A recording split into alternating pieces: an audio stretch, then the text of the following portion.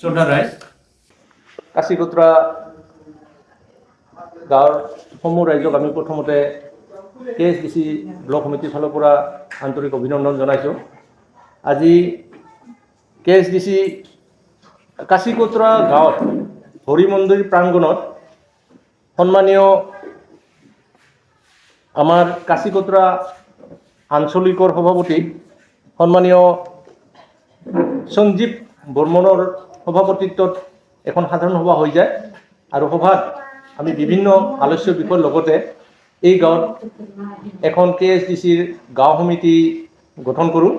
আৰু এই গাঁও সমিতিত আমাৰ সম্পাদক থাকে সভাপতি থাকে সুজন বৰ্মন ডাঙৰীয়া আৰু একে গাঁৱৰে কাশীকোটৰা গাঁৱৰ সম্পাদক হ'ল অংকুৰ বৰ্মন আৰু নৱগঠিত এই KSDC কাশীকোটৰা গাঁও সমিতিৰ সভাপতি সম্পাদক লগতে অন্যান্য বিষয়ববীয়াক আমি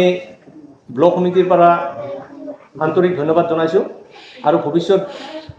আগন্তুক দিনত যাতে আমি KSDCৰ কামবিলাকত